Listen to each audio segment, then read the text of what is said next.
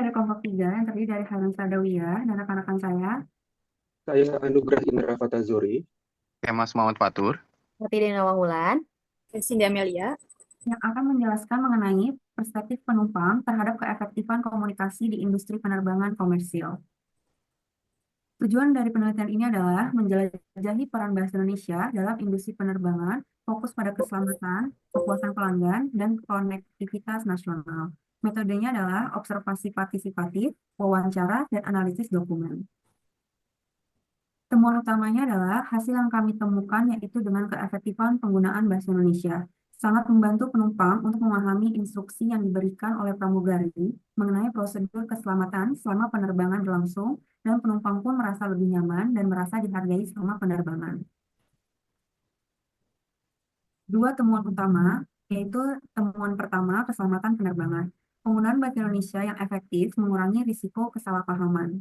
Contohnya adalah pramugari yang memberikan instruksi keselamatan dengan jelas dalam bahasa Indonesia dapat membantu penumpang memahami prosedur evakuasi dengan lebih baik, sehingga mengurangi potensi kecelakaan. Next. Selanjutnya, ada temuan yang kedua, yaitu kepuasan pelanggan. Komunikasi dalam bahasa yang dipahami meningkatkan rasa dihargai oleh penumpang. Contohnya, penumpang yang menerima informasi tentang layanan dan pengumuman dalam bahasa Indonesia merasa lebih diperhatikan dan nyaman selama penerbangan. Next. Latar belakang. Perkembangan industri penerbangan mengalami pertumbuhan yang sangat pesat dengan melonjaknya jumlah penumpang. Oleh karena itu, keefektifan dalam berkomunikasi sangat penting karena melibatkan koordinasi tim kerja dalam pelaksanaan penerbangan. Dengan komunikasi yang efektif antara pramugari dan penumpang, tentu akan memberikan rasa nyaman dan aman selama penerbangan. Terdapat dua teori yang digunakan. Yang pertama, teori linguistik, yaitu penggunaan bahasa yang dilakukan oleh seseorang yang memiliki kemampuan lebih dari satu bahasa dalam industri penerbangan, bertujuan sebagai alat komunikasi publik seperti di bandara yang merupakan tempat terjadinya multibahasa. Lalu yang kedua, ada teori komunikasi, merupakan alat yang bertujuan untuk membangun bentuk dari komunikasi sehingga dapat berfokus kepada tingkah laku manusia dalam mentransformasikan pesan untuk satu tujuan. Dalam industri penerbangan, berfungsi untuk menghindari miskomunikasi yang dapat menyebabkan kecelakaan. Next. Terdapat 3 rumusan masalah. Yang pertama, interaksi pramugari dan penumpang dalam situasi darurat. Yang kedua, strategi komunikasi pramugari untuk menenangkan penumpang. Dan yang ketiga, tantangan komunikasi dengan penumpang yang tidak fasih berbahasa Indonesia. Metode penelitian, kita menggunakan metodologi kualitatif dengan survei untuk mengeksplorasi keefektifan komunikasi dan pengumpulan data, yaitu kuesioner yang mencakup berbagai aspek komunikasi. Kategorisasi data, yang pertama informasi, persepsi penumpang tentang kejelasan informasi, yang kedua dukungan emosional, tanggapan penumpang terhadap dukungan pramugari, yang ketiga instruktur, evaluasi kejelasan instruksi keselamatan. Analisis kejelasan komunikasi, yaitu pemahaman penumpang terhadap instruksi. Yang kedua, pengaruh bahasa tubuh, peran bahasa tubuh dan nada suara pramugari. Yang ketiga, kepuasan penumpang, hubungan antara komunikasi efektif dan kepuasan. Hasil penelitian, yang pertama, pola perilaku dan persepsi. Penumpang menunjukkan pola perilaku yang konsisten dalam menanggapi komunikasi pramugari, terutama dalam situasi darurat. Contohnya, penumpang yang merasa pramugari berkomunikasi dengan baik cenderung lebih tenang dan kooperatif. Yang kedua, konteks sosial dan budaya. Pengalaman individu dipengaruhi oleh latar sosial dan budaya mereka. Penumpang dari latar belakang yang berbeda mungkin memiliki harapan yang berbeda terhadap komunikasi, seperti penggunaan bahasa yang lebih formal atau informal. Yang ketiga, kejelasan instruksi. Penumpang melaporkan bahwa instruksi yang jelas, mudah dipahami, sangat penting, terutama dalam situasi darurat. Penumpang yang merasa instruksi tidak jelas cenderung merasa cemas dan tidak aman. Implikasi praktis, yang pertama pengembangan kebijakan, rancangan intervensi yang lebih sensitif terhadap kebutuhan penumpang. Yang kedua, kebijakan inklusif, responsif terhadap konten, konteks lokal dan komunikasi.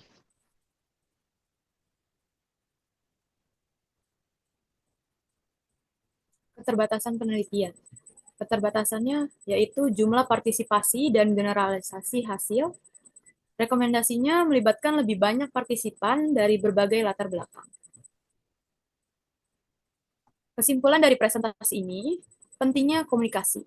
Komunikasi yang efektif dalam bahasa Indonesia sangat penting untuk menciptakan pengalaman penerbangan yang aman dan nyaman.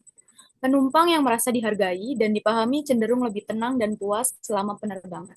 Komunikasi yang baik tidak hanya mencakup penyampaian informasi, tetapi juga melibatkan empati dan perhatian dari pramugari. Misalnya, pramugari yang mampu mendengarkan dan merespon pertanyaan penumpang dengan baik dapat meningkatkan kepercayaan penumpang terhadap keselamatan penerbangan.